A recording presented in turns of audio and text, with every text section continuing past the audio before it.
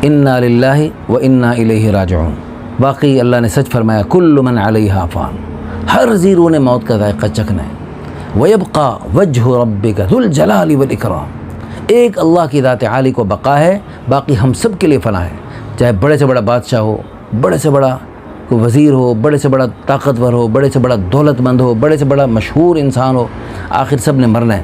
عامر لیاقت کو بھی اللہ نے بہت کچھ عطا فرمایا، بڑی شہرت، بڑی دولت، بڑی محبوبیت، بڑی مقبولیت، لوگ کھڑا کر کے ہاتھ چومتے تھے، اللہ نے بہت عروج عطا فرمایا۔ لیکن دنیا میں ہی اللہ پاک نے ان میں سے کچھ چیزیں چھینی، جس میں کچھ غلطیاں ہو سکتی ہیں، انسان ہیں، بتقاضۂ بشریت غلطیاں ہوئیں۔ سب سے بڑی غلطی ان سے ہوئی کہ انہوں نے ان آخری دنوں میں خاص طور پہ اپنی بیوی کو ساری دنیا کے سامنے پیش کیا۔ کل ذی نعمت محسود، ہر نعمت والے سے حسد کیا جاتا ہے۔ ومن شر حاسد اذا حسد، اچھا، اور پھر بہت ساری دعائیں ہوتی ہیں جن کی برکت سے بندہ حسد سے بچتا ہے۔ پھر نظر لگتی ہے، العین حق، نظر برحق ہے، نظر اتنی خطرناک چیز ہے، بھاگتے دوڑتے اونٹ کو ہانڈی میں پہنچا دیتی ہے، چلتے پھرتے انسان کو قبر میں پہنچا دیتی ہے۔ نظر بہت خطرناک چیز ہے۔ تو میں یہ سمجھتا ہوں کہ نظر ان کو کھا گئی۔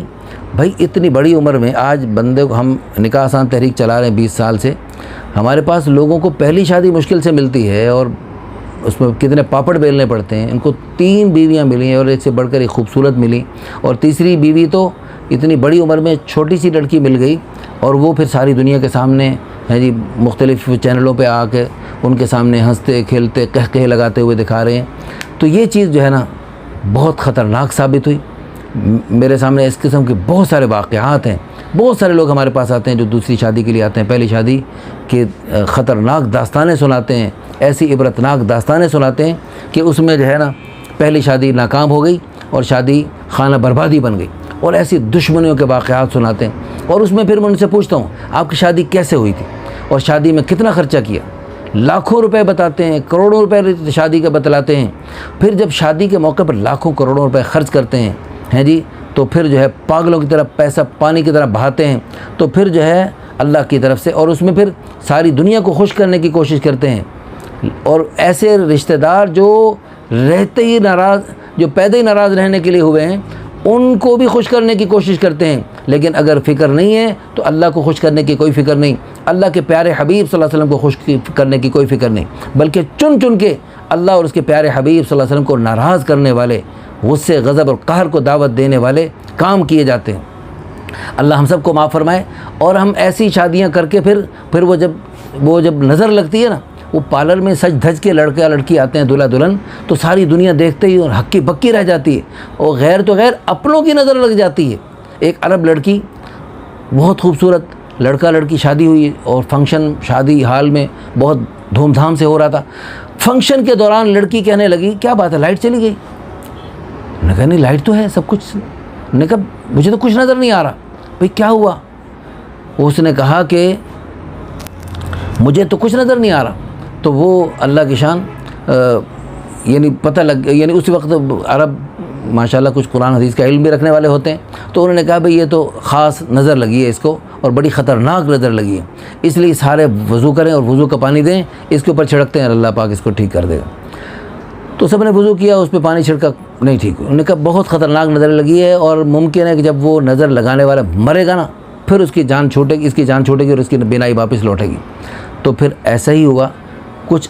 اچھا وہ شادی ابھی نکاح نہیں ہوا تھا، تو لڑکے نے کہا بھئی جیسی بھی ہے، میں نے چونکہ اس کے ساتھ بات چلی اور میں یہاں تک پہنچ گیا ہوں، میں اس کی عذر کے باوجود میں اس کو قبول کرتا ہوں۔ نکاح ہو گیا۔ نکاح ہونے کے کچھ عرصے بعد جب اللہ کی طرف سے وقت ہوا، ایک دن صبح اٹھی تو حیران، خوشی کا مارے پھولے نہیں سما رہی، اس کو سب کچھ نظر آنے لگ گیا۔ تو وہ سب سے پہلے خوشی کا فون اپنی ماں کے لیے ملایا۔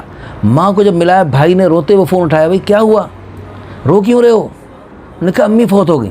او انا للہ و انا الیہ راجعون۔ ماں کی نظر لگی تھی، ماں کی نظر نے بیٹی کی بنائی کو سلب کر لیا۔ اپنوں کی، پیاروں کی نظر بھی لگ جاتی ہے، ضروری نہیں کہ دشمنوں کی اور غیروں کی اور جان بوجھ کے حسد کرنے والوں کی اور جان بوجھ کے دشمنوں کی نظر اپنوں کی اور دوستوں کی بھی نظر لگ جاتی۔ ماں کی نظر بھی لگ جاتی. تو اس لیے کہنے کا مقصد یہ ہے، ہمارے بھائی لیاقت نے، عامر لیاقت نے بہت بڑی غلطی کی. شادی کے موقع پر جب اتنا بڑا اللہ نے انعام دیا تو اس انعام کو چھپا کے رکھتے، سوشل میڈیا پہ نہ لاتے. سوشل میڈیا پہ لائے اور پھر نظر لگی، پتہ نہیں کیسے کیسے لوگوں نے کن کن نظروں سے دیکھا. وہ جو ہے پھر جب نظر لگتی ہے تو پھر انسان کا یوں نقصان ہو جاتا ہے. کتنا بڑا نقصان ہوا. امت کا ایک بہت بڑا سرمایہ تھا، بڑی صلاحیت. تو کاش کہ ان کی صلاحیتوں سے امت کو مزید صلاحیتوں سے اچھا فائدہ پہنچاتے. اور جو یعنی ان کے پاس دینی اعتبار سے نعت خوان بھی خوبصورت تھے ماشاءاللہ، بات بھی کرنے کا سلیقہ طریقہ جانتے تھے اور سیرت بھی بہت اچھی بیان کر لیتے تھے. لیکن پھر بھی ان سے کچھ غلطیاں کوتاہیاں بھی. اب ہم دل سے دعا کرتے ہیں اللہ ان کی حسنات کو قبول فرمائے، سیئات سے درگزر فرمائے اور اللہ پاک ان کی آخرت کی منزلیں آسان فرمائے. اور میں اس میں سوشل میڈیا کو بھی بہت قصوروار ٹھہراؤں گا کہ آپ لوگوں نے ان کا یعنی نظر لگی اور اس میں جو ہے نا ذریعہ آپ لوگ بنے. آپ لوگوں نے ان کو جتنا پریشان کیا اور ایسا پریشان کیا کہ وہ ان بیچارے کو جی بہت بہادر آدمی تھا لیکن اس کو میڈیا کے سامنے آ کر رو کر دکھانا پڑا اور یہ کہنا پڑا کہ میں پاکستان سے جا رہا ہوں یا دنیا سے جا رہا ہوں، پتہ نہیں کیا اس میں ذریعہ بنا.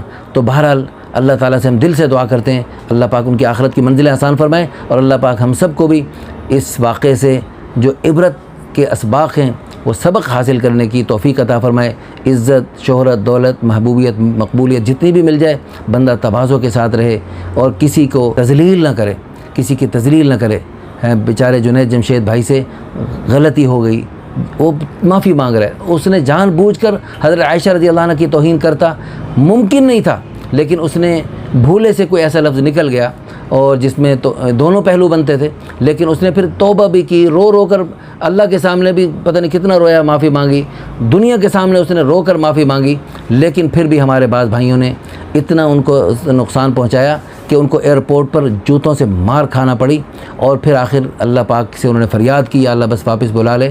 پھر اللہ پاک نے ان کو 5 قسم کی شہادت سے سرفراز فرما کر آخری دنوں میں کسی کاروباری ٹور پہ نہیں گئے. دنیا میں کاروبار پھیلا ہوا تھا، دین کی دعوت دیتے دیتے، دین کی باتیں سناتے سناتے، دین کی طرف متوجہ، دین کی محنت کی طرف متوجہ کرتے ہوئے اور آخری دنوں میں نعتیں پڑھتے پڑھتے اور چترال سے اسلام آباد جہاز پہ جا رہے اور وہاں بھی جا کر اسلام کی دعوت دینی. تو دین کی دعوت دیتے دیتے اللہ پاک نے ان کو اپنے پاس بلایا. ہماری دل سے دعا ہے اللہ پاک ہم سب کے ساتھ بھی آخرت کی منزلیں آسان کرنے کا معاملہ فرمائے اور اللہ پاک ہم سب کو اس موقع سے عبرت حاصل کرنے کی توفیق عطا فرمائے. آمین ثم آمین وآخر دعوانا ان الحمد للہ رب العالمین.